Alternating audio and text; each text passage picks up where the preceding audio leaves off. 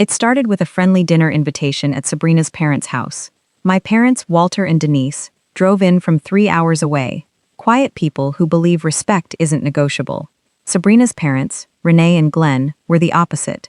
Loud, certain of themselves, treating every conversation like a seminar they were qualified to teach. I expected small talk about the wedding. I wasn't expecting the guest who walked in 10 minutes late.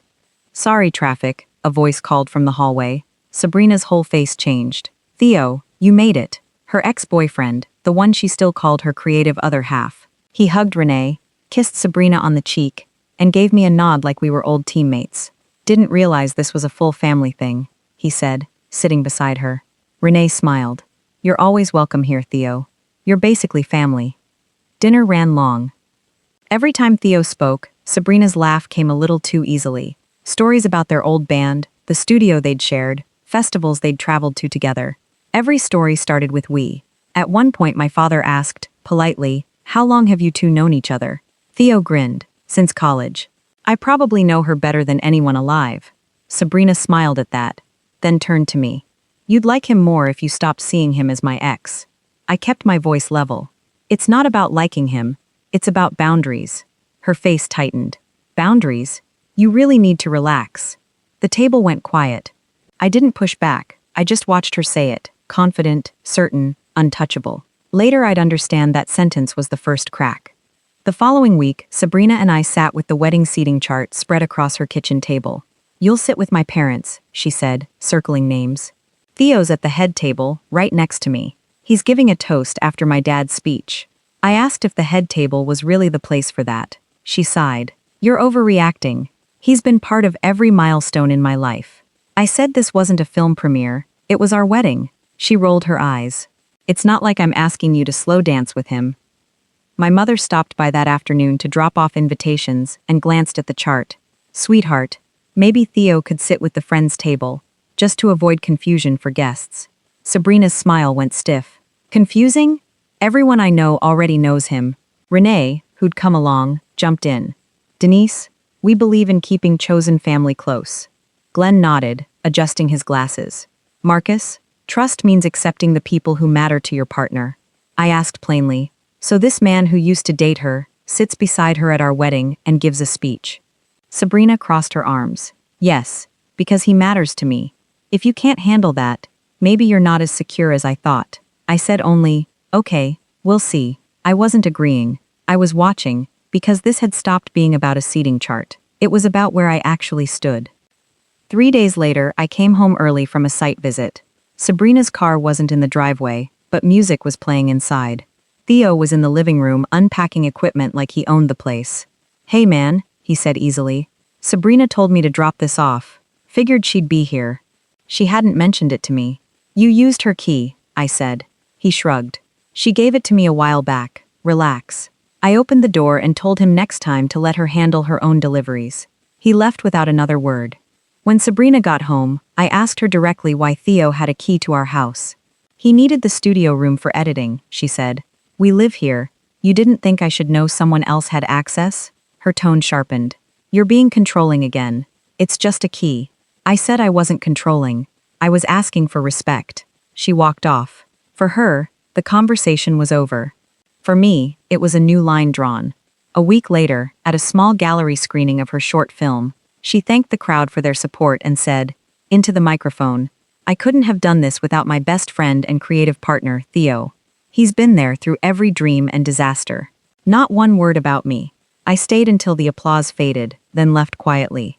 That night I stopped asking questions and started actually listening to what her actions had been telling me for weeks. 2 Sundays later, Renee called for one more family dinner, just to clear the air. My parents came. Around the long table, Glenn poured wine and said relationships evolve, that insecurity shouldn't ruin something good. Sabrina agreed. "I'm tired of defending my friendships. Theo isn't the problem. You are." I said I wasn't defending insecurity. I was defending boundaries. Renee leaned in. "Boundaries are walls, Marcus. Marriage is about inclusion." My mother spoke quietly for the first time all evening. "Inclusion is kind. It isn't kind when it replaces loyalty." The table went still. Sabrina's face reddened. "You people act like I'm betraying him." "Theo's going to be at the wedding, in our home, In our future, probably helping with projects after we're married. My father asked evenly. And how exactly does that work? Sabrina took a breath, then said the line that ended everything, loud enough for the whole table to hear. My ex will always be part of my life. If you can't accept that, don't marry me. The room went silent. Renee nodded proudly, like her daughter had just delivered a keynote. Glenn watched me, waiting for the outburst. I stayed still, looked at Sabrina, then at my parents, then back at her. Okay, I said quietly. She blinked. Okay, what? I stood. Okay, I won't marry you. Mom, Dad, we're leaving. We walked out and didn't look back. The drive home was silent. My father's hands steady on the wheel, my mother staring out the window like she'd expected this for a while. 10 minutes in, my dad finally said, "You handled that better than I would have." I said I was done arguing with people who thought respect was negotiable. By the time we got home, my phone was already lighting up. Calls from Sabrina, Renee, Glenn, even Theo. Texts poured in. "We need to talk. Don't make decisions out of anger." I didn't answer any of them. I called our wedding planner instead. "Cancel everything. The wedding is off." She said invitations went out in the morning. I told her to stop them and forward every payment question to Sabrina's parents, since they'd been covering the deposits. By the next afternoon, the messages had turned to pleading. Sabrina showed up at my door, still using the key she hadn't given back. "You're really doing this? Throwing away 5 years over one argument?" I was boxing up her things at the kitchen counter. "No.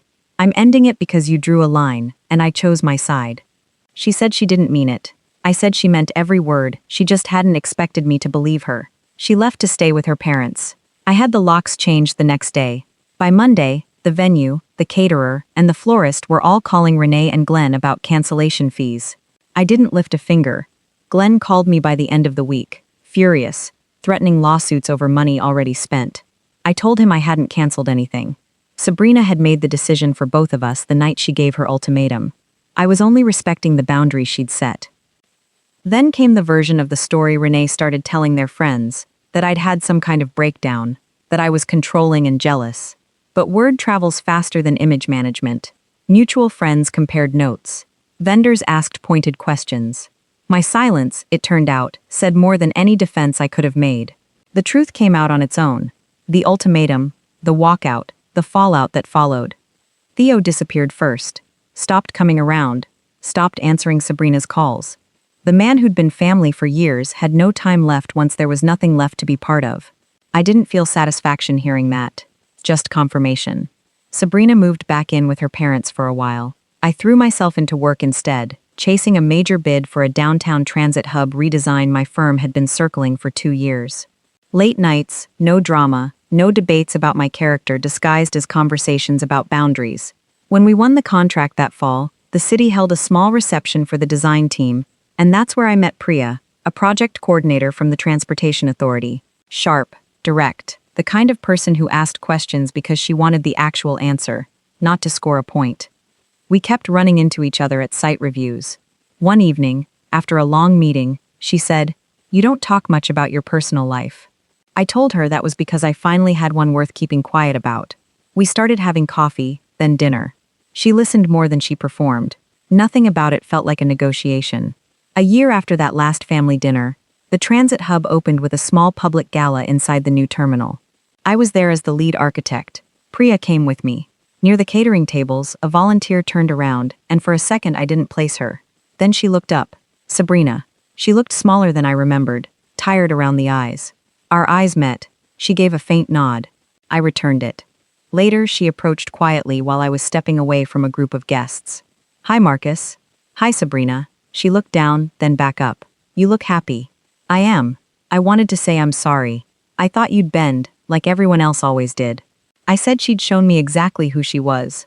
I'd just finally believed her the first time. She gave a small, tired laugh.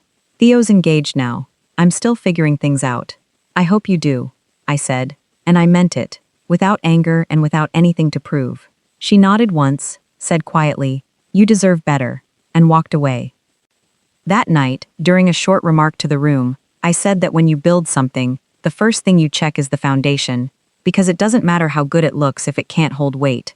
Priya smiled at me from across the room, steady, grounded. I understood then that every door that needed closing already had. The night ended the way it began a year earlier, with a dinner. This time, the table was mine. If you've ever had someone tell you exactly who they'd choose over you, would you have stayed to argue your case? Or would you have done what I did, and simply believed them the first time they said it?